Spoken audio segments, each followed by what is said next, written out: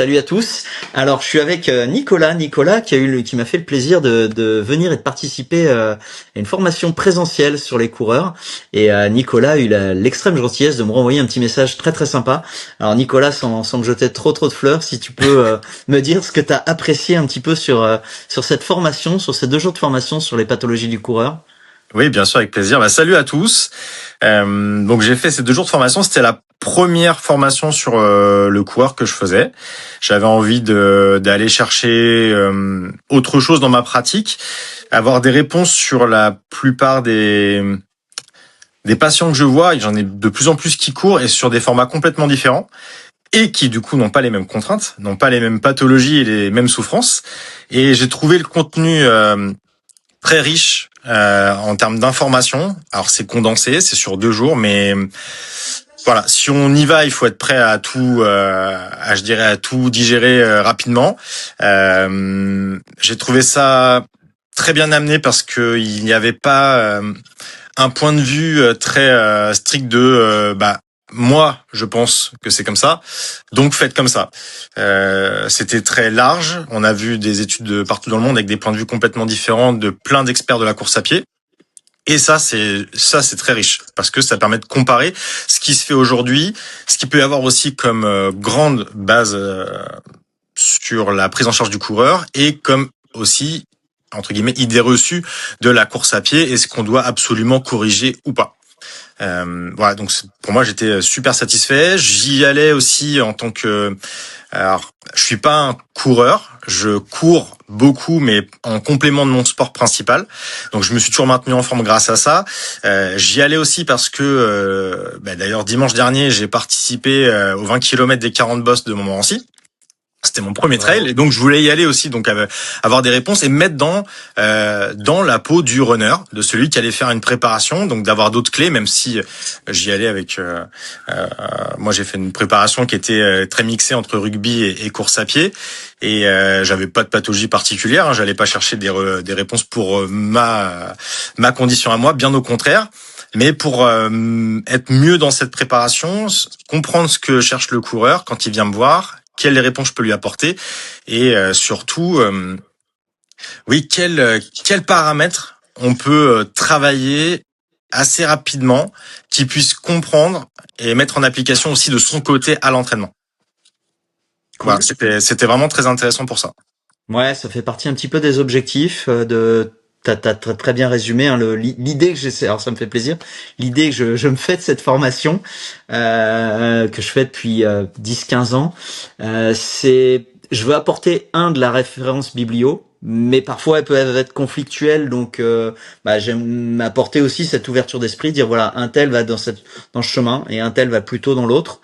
Et puis essayer d'apporter humblement un peu de pratique et de faire coller à des formations sur la course à pied, hein, j'en ai fait plein et il y a des formations qui étaient très théoriques et il me manquait ce côté pratique, des formations qui étaient trop pratiques sans avoir l'impression qu'on ait une base théorique derrière. Et voilà, bon écoute, j'ai essayé de mélanger un petit peu les deux et visiblement ça t'a plu, donc c'est ouais, ça puis fait plaisir. J'ai pu le mettre en application tout de suite après et j'y prends beaucoup de plaisir.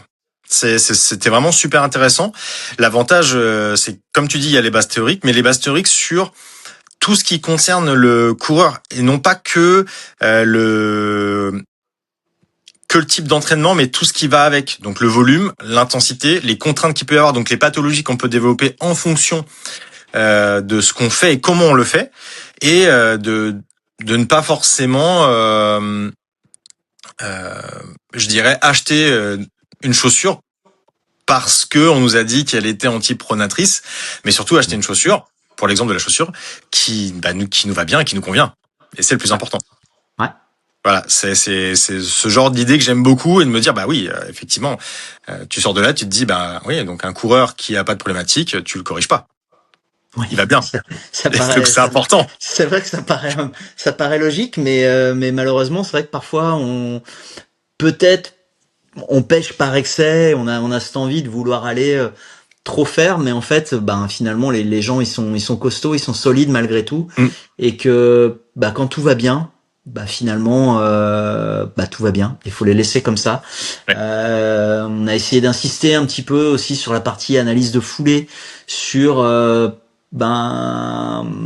les défauts qu'on peut voir. Finalement, pour nous c'est des défauts parce qu'on a appris un petit peu comme ça, Mhm. mais en vrai bah il y a des gens qui courent comme ça, qui courent avec entre guillemets ce que nous on appellera des défauts.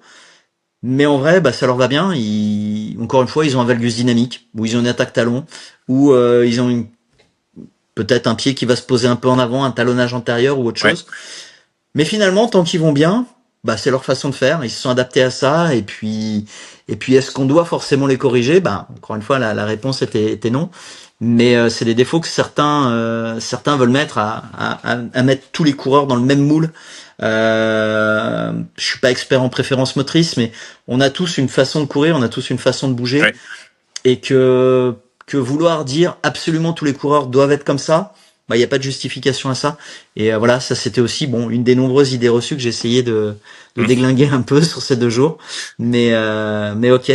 Si pour faire une version rapide, tu devais donner quelques mots-clés comme ça que tu retiens de cette formation sur, alors pas forcément le contenu technique, mais de ce que tu as apprécié en mots-clés, comme ça, je sais pas, s'il y a des trucs qui te viennent en tête tout de suite, spontanément, tu as envie de te dire, on te parle de cette formation, tu vas dire, Alors, je dirais pédagogique, euh,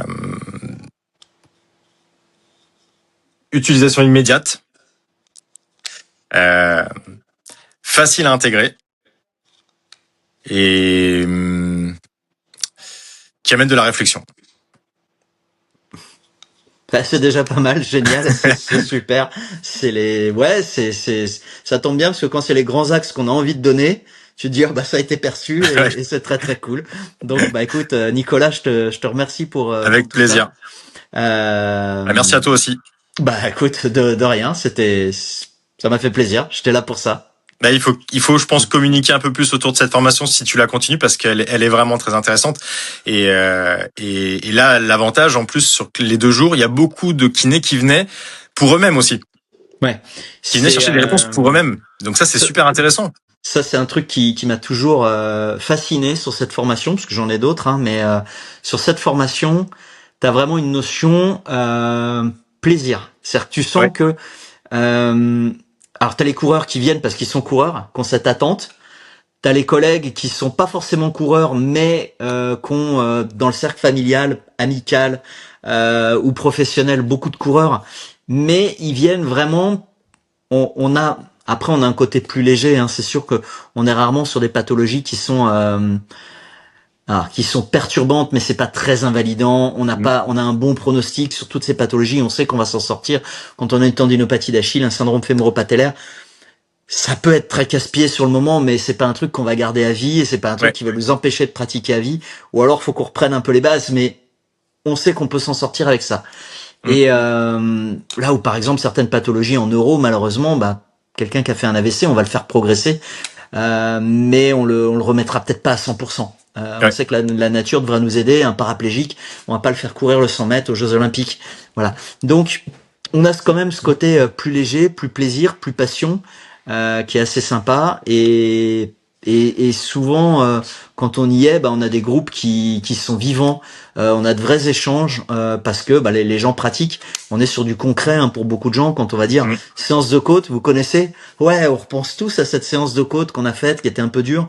Fractionné, ça vous parle? Ok, d'accord. On parle de trucs. Vous avez essayé telle chaussure, vous avez mis une talonnette, vous avez vécu tel truc sur tel test. Quand on teste, par exemple, quand on fait monter les gens sur les pointes de pied et qu'on essaie d'aller au bout du test, bon, on va bien sentir qu'à un moment on a le mollet qui va Ouais. peut-être tirer un petit peu, qui va être un peu plus sensible. Et ça, on le vit. Et c'est bien de vivre et de ressentir aussi un petit peu les choses, quoi. Donc c'est Ouais. pas mal. On essaie d'être un peu concret. Enfin, j'essaye en tout cas de le faire. Donc tant mieux si c'est transparu. Ouais. Bah, en tout cas, Nicolas, merci beaucoup. Merci de ton Avec commentaire plaisir. encore.